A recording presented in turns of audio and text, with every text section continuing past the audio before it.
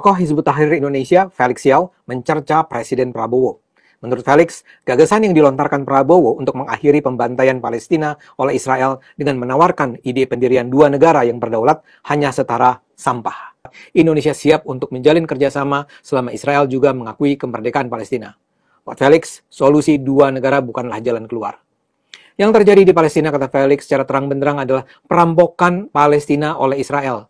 Menurut Felix, sebelum Perang Dunia I, Palestina adalah tanahnya orang-orang Islam. Tapi kemudian orang-orang Yahudi datang dengan kekuatan bersenjata ke tanah yang selama beratus tahun dihuni oleh orang-orang Palestina.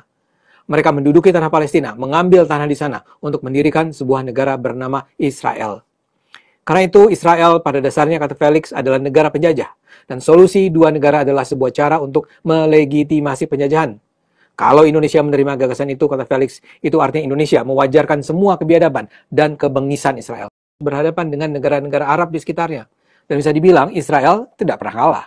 Apalagi Israel didukung oleh salah satu negara adikuasa yang tak pernah ragu membantu Israel, Amerika Serikat. Felix tidak menyebut apa tindakan yang bisa dilakukan untuk melawan Israel. Saya duga Felix memiliki mindset yang sama dengan Hamas.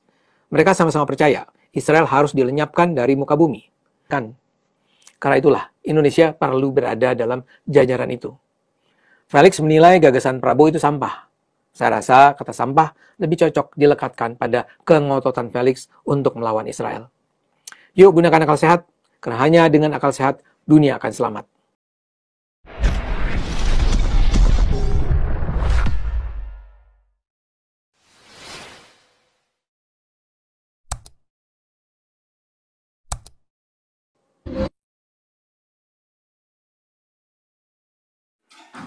Oke, luar biasa. Kita sudah tampilkan beberapa video. Hari ini nggak panjang-panjang. Nanti biar diteruskan oleh saya. Saya nanti teruskan oleh Om Bung Toba, Pak Mesta, Pak Andi, dan yang lain-lain ya. Mudah-mudahan Pak SK juga bisa masuk. Tapi di awal saya nggak akan kasih panjang-panjang. Intinya Felix Yau ini merasa lebih pintar daripada Prabowo, ya. Dan dia sama sekali tidak mengerti, ya. Oke, kita kasih salam dulu. Shalom semuanya yang ada di seluruh dunia, yang ada di SOM dan yang ada di YouTube. Ya, shalom semuanya. Hari ini ada hari kita memberi makan gelandangan yang ada di Central Station. Ya, jadi saya nanti akan sibuk sambil di jalan. Saya ikuti dari mobil dan beberapa usaha lainnya. Nah, saudara, kita melihat ya bagaimana bagaimana orang-orang yang di Indonesia, para pengamat politik, pengamat militer merasa keminter, ya, merasa lebih pinter daripada kita yang di Israel, saudara. Saya kan di Israel ya, saya kan bolak-balik ke Israel. Lalu kalian merasa lebih pinter, seakan-akan kalian, ini karena itu. Makanya lihat ya, semua perkataan para pengamat politik militer Timur Tengah ini salah semua. Mau Profesor Hikam lah, Profesor siapapun itu salah semua. Yang saya ngomong di sini selalu tepat. Ya, mengapa? Karena saya belajarnya itu. Ya, emang itu studi saya itu memang fokus belajar saya, Israel Jewish Study, ya. Sehingga saya tahu persis apa yang di dalam pikiran orang-orang Yahudi dan orang-orang Israel ini. Dan ketika Prabowo kemudian saya tunjukkan ada gambarnya berpelukan mesra sama Netanyahu, ya. Ya, diviralkan ya, gambar itu adalah sebuah nubuatan, ya. Bahwa kita benar-benar melihat, ya, ini info A1 ya, ini bukan bohongan. Memang Indonesia sedang berusaha membuka hubungan diplomatik, lalu yang menghalang-halangi orang-orang kayak Felix Yau ini yang menghasut masyarakat, ya. Nah, kepentingannya Indonesia si Prabowo ini nggak ada kepentingannya dengan Palestina, dengan Israel. Kepentingannya adalah menyelamatkan bangsa Indonesia supaya jangan terpuruk dengan membuka hubungan diplomatik dengan Israel. Lalu yang penjahat siapa? Yang penjahat ya sebetulnya yang penjahat Palestinanya, Hamasnya. Dari dulu kita sudah tahu penjahatnya Hamasnya, Palestinanya. Tetapi kemudian kalian orang-orang Islam framing, ya kan? Bahwa Israel yang mengambil tanahnya mereka. Tanahnya siapa? Sekarang sama saja. Ya, Belanda 350 tahun sudah ada di muka bumi Nusantara. Lalu kamu bilang Belanda ini menjajah.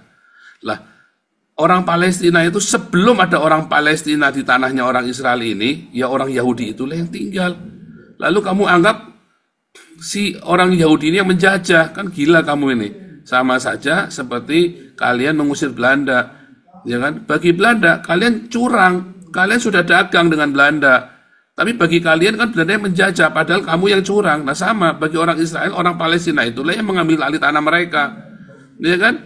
Nah hanya gara-gara Islam saja, terus bikin propaganda-propaganda. Ya ada juga ya orang-orang bule satu dua yang terhasut, tetapi ya tidak sebodoh itu, ya. Kita tahu sejarahnya, kita tahu mesti bagaimana.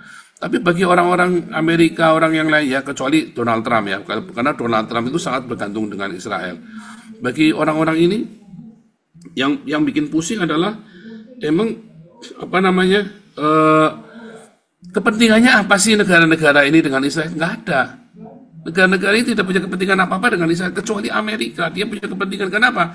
Karena Amerika itulah Yahudi, ya, negara yang dibuat, negara yang perekonomian dibangun oleh orang Yahudi, itu kepentingannya Amerika. Lalu kalau kepentingannya Indonesia nggak ada, kepentingannya adalah buat nipu politik, nipu rakyatnya sendiri, ya. Kalau buat Inggris dan Prancis, yang penting negaraku aman.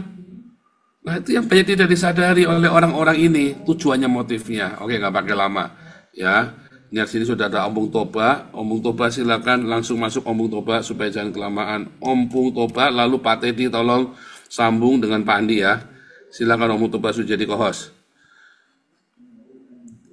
Ya, tes suara Pak Paul. Merdu Ompung. Ya, ya itu memang menarik ya video tadi semuanya. Ya, Ade Armando berusaha jujur, tapi jujurnya belum 100%. Jujurnya masih 60-70%. Nah, satu hal yang dikatakan oleh Ade Armando bahwa orang Yahudi datang dari Eropa. Yahudi nggak pernah sejak awal nggak pernah sepenuhnya meninggalkan tanah perjanjian.